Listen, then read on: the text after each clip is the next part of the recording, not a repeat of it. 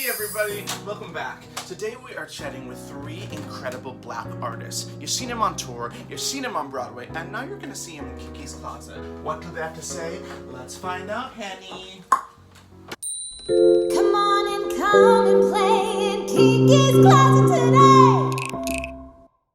I am a big fan of today's guests on and off stage. Please help me welcome Blaine Krause, Kimber Elaine Sprawl, and Gerald Caesar. Welcome, guys. How is everyone doing? How are you staying busy during quarantine? Hi, I'm good. I have been tapping into my own creative energies, seeing what, personal projects I want to do while I'm waiting on, other jobs that are not my personal projects to come through. I'm a big advocate for therapy, so I've doubled down on my therapy and getting involved in that. And I honestly think this has been a really great time because I've got to get to know me better and make myself better, which hopefully is going to make the world better. Yeah, kind of more of the same, just trying to focus on myself. And I feel like in New York, especially with the hustle and bustle, we're constantly putting our energy outward and, trying to look to this audition and, see these friends. And now I can't do that. So I've been just putting all that energy into myself, into personal projects, into things that I don't necessarily put a lot of value in, but I'm now starting to value. I'm just trying to use this as quality time for myself. So I've kind of taken a back seat when it comes to performance. So I feel like I'm kind of in a sense falling back in love with what it was that brought me into theater. So instead of doing 8 shows a week for so long, being able to get up and say, actually, I really want to sing today. My voice is so fresh. I haven't had to pump out these shows, which has been nice. It's helping me hone in on and zero in on what I want out of our comeback, because we're all going to be starting from square one, even if we are in shows that are set to come back. I want to know what your first introduction to the theater was. What inspired you to pursue this as a career? My introduction to theater was middle school doing, I was in 6th grade and we did Once on This Island. So I have gone to performing arts schools my whole life, and I've been a singer and connected to music from day one. And then the school play happens. My family and I, we used to African dance every Saturday at a community center. And so that was like my first introduction, to performing. And this director who was doing The Wiz came to see one of our African dance shows, and he asked my mom if I could be a part of the play. And I was cast as Ada Pearl, and I was so mad. I told my mom, I was I wanted to be Dorothy, and she was like, "You gonna be the best Ada Pearl ever. They gonna wish they cast you as Dorothy." But then no, I memorized the whole show. I memorized the Tin Man's lines, the Scarecrow. I was ready. And I literally told the director, I was like, just in case, just so you know, I know everything and I'm ready to go on. And Dorothy ended up getting sick one performance, and I went on as Dorothy. Okay, don't make that face. That's amazing. She ended up getting sick. And she ended up getting sick, right? I didn't have anything to do with it. And I also went to performing arts school shortly after that, and was just kind of always into the arts and into performing. My first theatrical experience was in my middle school play with my English teacher. It's always the English teachers that do the drama classes. But I auditioned for this play and did not get cast. And then she was like, "We have extra parts, just come anyway." And that was my first show. Going from there, we had an arts high school in Virginia that a lot of people went to. It was popular. And after going to that, my life kind of shifted into, this is what my life will be, as opposed to a fun thought or a hobby. Yeah, I ask a lot of people what their first introduction to theater was, and a lot of them, Disney musicals inspired them, and that opened their eyes to the magic of theater. All three of you performed in a little Disney show called The Lion King. What was it like being a part of a show that not only is such a staple in a lot of our, nostalgia growing up watching the cartoon, but also, a staple in the broader community and celebrating Black talent? It's amazing. I always say that I'm so grateful for me in my personal journey, that Lion King was my first professional show. I did it right out of college. I did a year on the tour, and just being a part of that show, like you said, longest running musical, the one of the most beloved stories in American culture, and then of course like having the opportunity to work for Disney, which is such a major power player in Broadway, and working on a long running show, what that is like I feel like I got so much at once. So I saw Lion King when I was 8 years old in Cincinnati, and it was the first tour that I saw, and my aunt took me, and it was a beautiful thing. And so to be a part of a legacy, for it to start off as a dream and then become a reality, was just such a special thing. But the biggest thing I loved about the Lion King was the culture.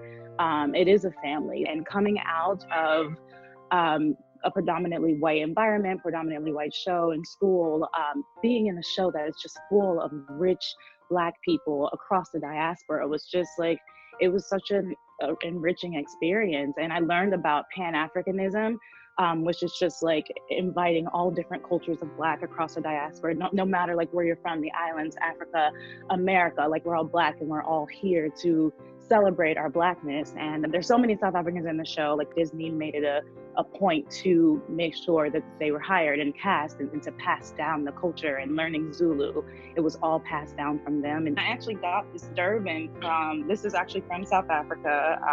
Mukili Sue gave this to me, and it's just something that will always, just be very important and hold a place in my heart. So I think Lion King is so powerful to be so many people's first theatrical experience. So I wasn't in the very beginning of the show, so you could go and like watch, because people really are moved to tears. You can see people having their first like, wow, this is art, this is live performance, this is culture, this is, and I don't know. Sometimes I wonder if people see it as Blackness because of the puppetry, but they see that we are in Africa and they can see that these are Black people, but there's an accessibility that a lot of Black shows don't have, like The Color Purple, where it's like, we are very Black and I may not feel safe in the middle of the country. Whereas doing Lion King, I think it transcends prejudices and it transcends bias, and people are actually able to take it in for what it is. All three of you have not one, not two, but 3 Broadway credits. A lot of people will look at your career and your age and think, wow, they have it figured out. But we all know this business is insane. What are some prejudices you felt, or what are the biggest hurdles you feel like you had to hop over to find success? There was nothing that was like overtly, you are Black and this is a struggle that you will face in this business. I think the struggles are way more insidious and way more quiet.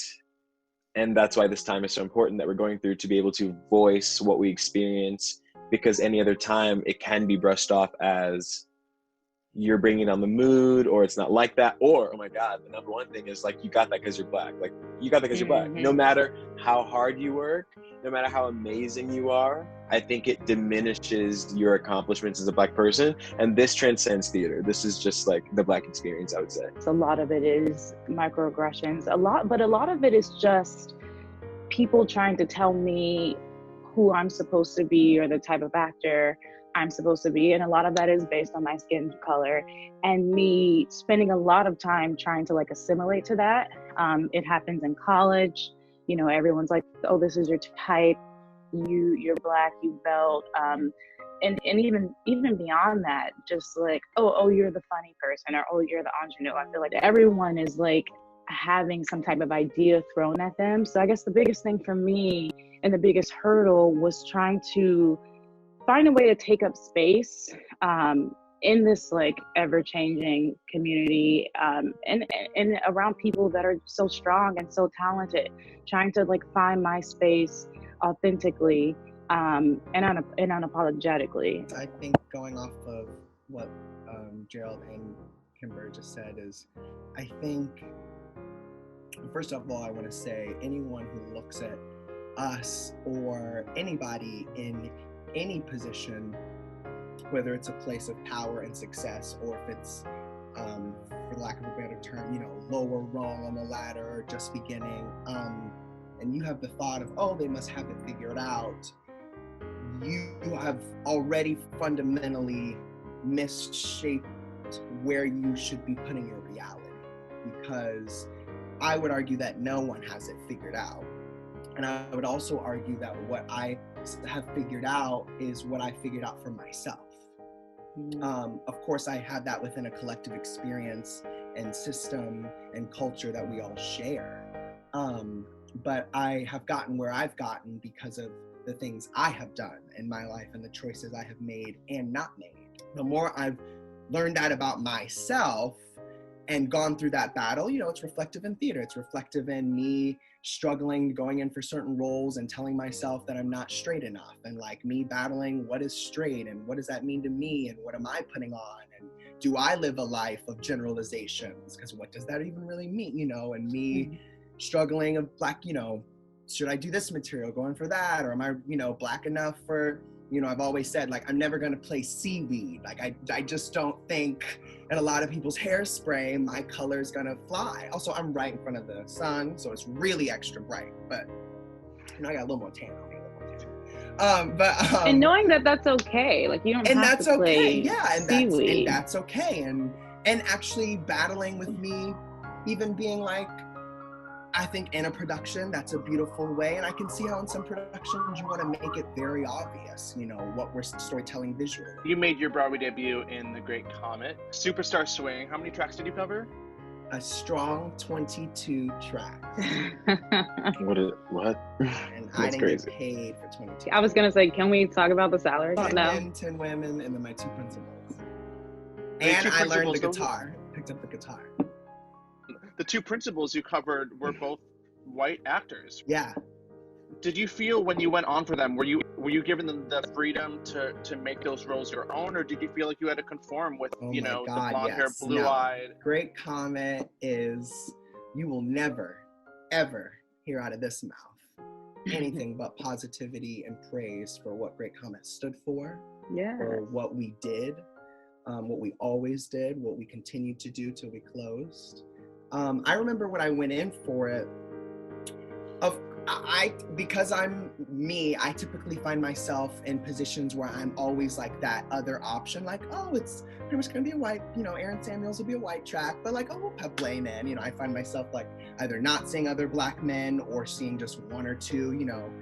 So when I went in for that, it was the same situation. It was a situation where they were looking for two separate swings to cover the two tracks. And I had been called in for both, and I was the only Black person in for both tracks. So I was like, oh God, here we go again, you know. And the show had already been open, and I saw Lucas Steele play it. And the breakdown, I remember, said that, you know, Anatole is this David Bowie type energy, you know, cosmic, not of this world. And I loved it. And seeing the show, it was obvious to me that the show was about you bringing yourself to it. You know, Danae Benton playing a Russian is obviously two contrasting ideas, but Danae brought her skin, her experience of what it could mean to be a Black princess, and she lived that fantasy, and it was beautiful. And so when I saw it, I was like, oh, I'm nobody's David Bowie, but I'm everybody's Prince. So I lived my Prince fantasy as Anatole. You know what I mean? I was like, that's cosmic, and that's something I can relate to, and that's what I did. We're obviously not the right color for the story, but we're trying to show you something a little bit deeper about humanity, actually. Kimber and Gerald, you were both in A Bronx Tale on Broadway, a show about racial divisiveness in some ways. So when a show is being created and there is racial tension and racial divide in the context of the show, what is important for creative teams and for cast members to remember? How do you approach these topics in a respectful way? I think that a show like A Bronx Tale, because they were so true to finding real Italians, real New York Italians that have that pride, it is great, but the Black voices were definitely not amplified, or like, you know what I mean? The way that we function in the show was to support the lead character's narrative. But when it comes to feeling safe to speak about these things, it just didn't feel like a point of interest, to be honest. Do you know what I mean? I think moving forward, there just needs to always be, outside of having a Black stage manager, there needs to be a Black creative if you're going to do a show featuring or about Black people. That just is what it is. And that comes from creating more government funding in the arts so that we can have young kids see more than just maybe singing and dancing, having programs that exposes them to stage management, to writing, directing, to producing. These are all socioeconomic issues. So that's why it's so much bigger than even just a Bronx Tale, because then you get programs and great initiatives that help, but that's just now starting. I'm not saying that we don't have enough Black creatives, but there can always be more, because this is an industry that is built on and thrives on privilege. You know what I mean? Even going to BFA programs, all of it centers around a certain amount of privilege, and that's why it has to start from the ground up. There are so many more voices on the complexities of life, and we have not let all of these voices be heard and with the same weight. History is history for a reason, because we look back on it, and everything that has ever gone on, we go, damn, we could have did that better. You know what I mean? Because that's what you're supposed to say. You're supposed to say, I keep saying, me and Kimber talk about this. I'm like, I don't know what they're gonna say about us in 100 years about the trans movement. And we're not doing enough, and we've done a lot. And they're still gonna look back and be like, wow, they really didn't do enough. That kind of makes me think about revivals, though, when you do have a chance to kind of rewrite history.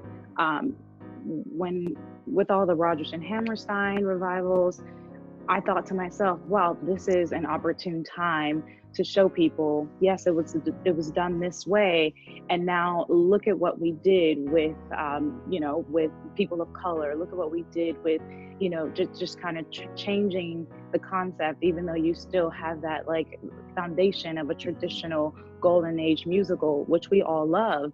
But I was just so disappointed, like even with Carousel, when Josh Henry was playing the lead role, I thought it was going to be this like beautiful conversation of race and a Black man.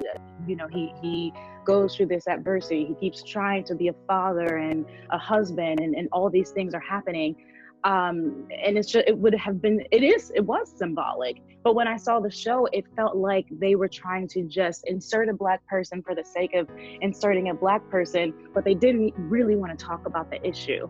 And that really frustrates me, because you can't just like teeter around it. Like if you're gonna do it, do it big. Like let's actually talk about what this image symbolizes. Like even the child that he later had in Act 2. It was mind-boggling to me that she was white. Like you couldn't get a mixed actor to kind of like complete that narrative and to show how universal this conversation is, and not only universal, like very indicative of the Black experience. And I don't know whose decision that was, like throughout the whole process, but again, it's just going back to where the voices, where the advocates, like there should have been someone in the room to say, we need to talk about this further. Like and I think actors have this kind of subservient attitude where they don't want to impede or insert their opinion in too heavy, because we don't want to lose our jobs. And we also don't want to be seen as like the angry Black person or the person that's like hard to work with. So we find ourselves just accepting the unacceptable. I definitely, for one, will say I won't be afraid to speak up in those moments, because not only am I the talent, but I'm also a human being, and I have thoughts and experiences that you may not be privy to. So if you're having me in the room, I feel like it should go without saying that you respect what I think and feel. And at the end of the day, you're the ones that are telling the story. Right. You're the one that's on stage, yeah. that's presenting it to the audience. Kimber, you're currently starring on Broadway in Girl from the North Country. What is it like originating a strong Black woman on Broadway? It's phenomenal. It really is. I find it to be a privilege to tell Marianne's story. And it's a privilege to originate. It's my first time originating a show in general. So going back to, what we just talked about, being able to, be an advocate not only for myself but for Marianne and Black women alike. That, I mean, it's a powerful position to be in, and I assume it with gratitude, and we have so much fun. It's a really beautiful show, and I feel really lucky that it just quite literally fell into my lap. When COVID apocalypse ends, all three of you can be seen on stages in New York. Gerald, you're in Tina. Kimber, you're in Girl from North Country. Blaine, you're in Hamilton. Audiences of all races and ages have the opportunity to see you perform. What advice do you have for young Black performers that might see you on stage soon? Let my being in that space and the joy I assure you that I have when you see me, let you know that it's possible. Seeing someone like I've seen people is what kept me going and kept me figuring out how I could do it. So I can't tell you, we could talk about the school and all the things, those are things but all the things that are gonna make your journey, you figure that out and let me be some small guiding light that you can easily replace me and cause me not to get the job. Just remember that it was just a dream for us too. And the switch is when yes, it's a dream, but it becomes a reality when you align the things that you really want with yourself, with your thoughts. And I guess that is knowing that you're enough. And I guess that is what Blaine said, being able to see yourself where I am.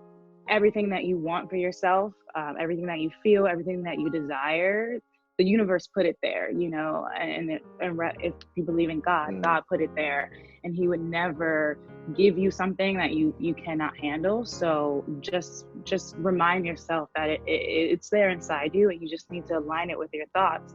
And when you align it with your thoughts, you put it into your actions. Keep going, and explore. I think a lot of us, when we're younger, we think that there's a track and I want to do this and I want to be on Broadway and I want to be in the limelight, but there are so many spaces and there's so much power to be had behind the scenes. Truly. I would say I didn't really realize how many opportunities there were in the industry in general that I could have been growing my opinions on, sharpening my skills on, just along the way. Little things that you may do every day. Be open, explore, and keep going. Oh, before we go, I need to ask Kimber about your shirt. What is that you're wearing? Yeah, I'm selling these shirts. Don't ask, Google it. It'll be on my social platforms very soon, so look out for these. I'm sure you know what the context is. So yeah, please support this little Black business. Thank you all so much for joining me today here in my closet. Thanks for talking about your experiences on Broadway. And I can't wait to see you on a stage real soon. Thank you, guys. Thanks, Kiki. Thank you. Bye. Come on and play in Kiki's closet today.